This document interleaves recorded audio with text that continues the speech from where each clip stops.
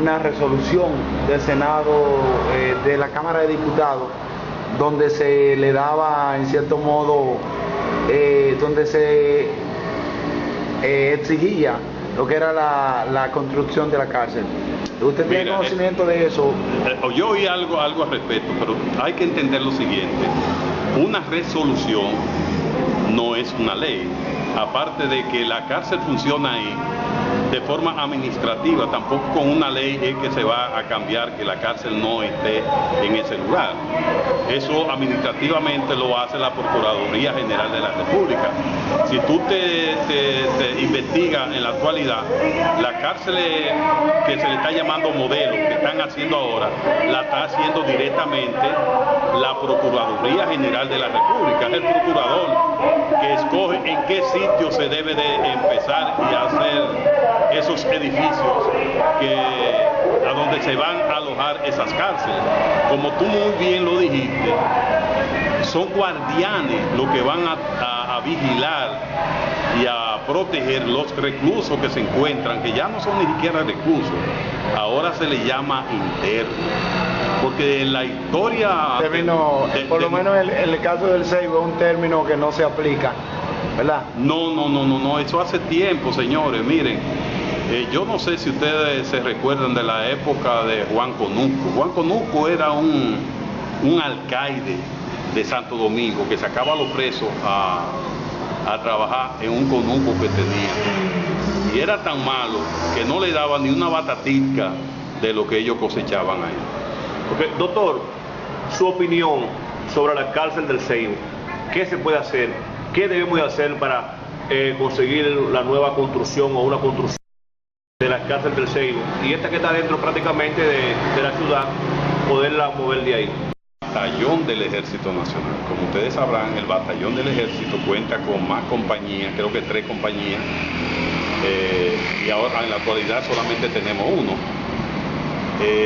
El Seibo en ese entonces se puso contento porque, como ustedes sabrán, mientras más militares hayan en esa fortaleza, más vida hay para el Seibo, porque más mujeres lavan la ropa y la planchan de los soldados, más comedores venden, porque esos soldados salen de noche a buscar comida, pero también asimismo los centros de diversión iban a tener más gente, como fue. El asunto es que la instalación de la fortaleza, esa fortaleza fue instalada y fue inaugurada en el año 57, 58, por ahí. Junto con la fortaleza se instaló la cárcel.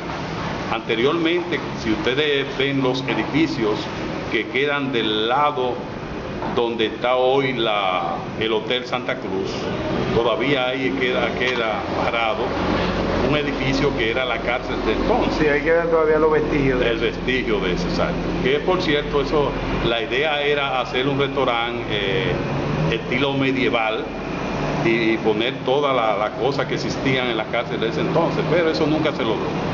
El asunto es que en el año 57-58 se inaugura esa fortaleza y se inaugura junto con la fortaleza la cárcel pública del Seibo. En ese entonces la cárcel era para la provincia del Seibo, ya que aquí era de la provincia donde había un tribunal de primera instancia y donde se iban a conocer los casos más fuertes de la provincia del Seibo. O sea, cuando eso, Sabana de la Mar, Atomayor, casi todo el este era el Seibo. Yo fui el último gobernador de esa provincia. Era Atomayor, como municipio del Seibo, estaba el Valle, Sabana de la Mar y Miche.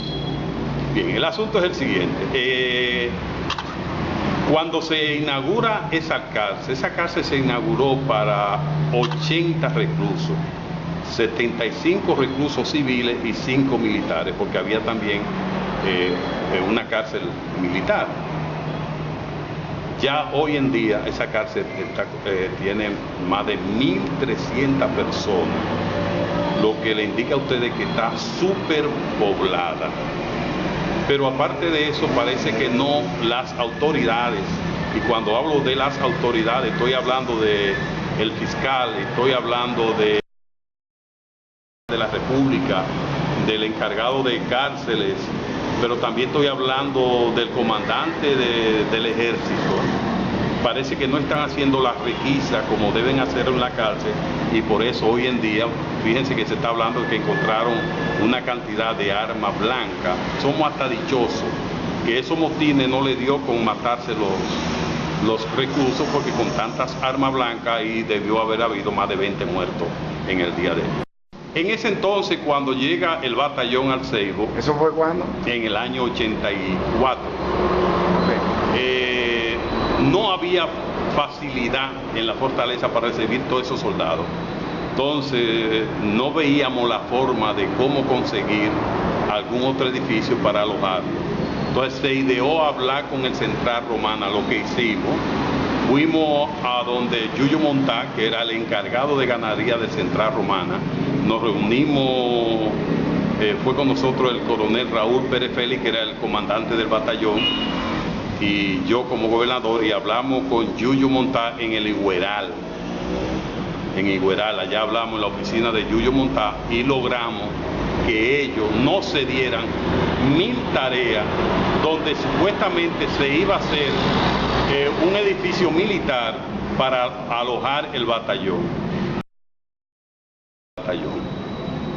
Esas 1000 tareas están a donde hoy está el monumento a la batalla de Palo Hincado. Doctor, ¿algún papel, alguna toma de posesión por parte de las autoridades del Ceibo en ese entonces? ¿Alguien conserva por lo menos ese certificado de apropiación que se le dio al municipio del Ceibo? Ni fue apropiación. Fue una donación verbal que hizo el... Tú sabes que después de eso había que hacer el papeleo para que ellos, a través de los papeles, entregaran esa parcela al Ejército Nacional, que fue donde ellos... Ahí supuestamente se iba a hacer un campo de tiro, se iba a hacer un edificio para alojar el batallón, como te dije en el principio, y eso nunca se hizo. Porque después que pasó el gobierno de Salvador Jorge Blanco, volvieron otra vez a retirar y a quitar el batallón del Ceibo. Ok, como usted dice que eso no se hizo, estos terrenos, ¿el Central Romana lo ha ocupado o ha habido otra intención? No sé si en la actualidad lo está ocupando, yo creo que no. Pero el ejército, porque el ejército sí lo ocupaba, porque inclusive ahí, yo no sé si ustedes recuerdan, que ahí habían unas reses que eran de unos generales y de unos coroneles, inclusive habían tenientes que estaban de puesto aquí y que los pensionaron y estaban aquí, que eran los encargados de esos coroneles y de esos generales de atenderle esas reses en ese sitio. El ejército sí llegó a ocupar. Eso significa que el ejército sí sabe y sí tiene posesión de esos terrenos. Todavía creo que tienen posesión de eso. No me he enterado de que el Central, fíjate que tú no ves ahí una vaca del Central Romana. Es así. Y si ellos lo hubieran ocupado otra vez, la tuvieran. Con relación a la cárcel, yo estoy de acuerdo con ustedes, pero fíjense qué es lo que se da. Señor, en ese entonces se hacían las cárceles junto con el ejército, porque la cárcel en ese entonces la vigilaban y la guardaban los militares.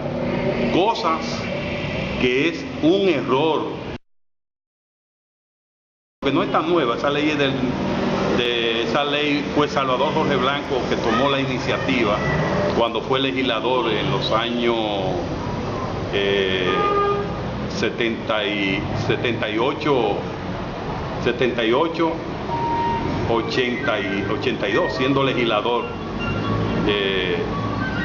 del Distrito Nacional. Él era senador de la República por el Distrito Nacional. Él introdujo esa ley y luego se aprobó esa ley antes de él salir, yo creo, como presidente. Porque sabemos que son unos custodias, unos vigilantes especiales, lo que ahora mismo la escuela de la Procuraduría General de la República, la escuela penitenciaria, está formando justamente en San Cristóbal. Pero nos interesa saber porque hay... Ceibo al día.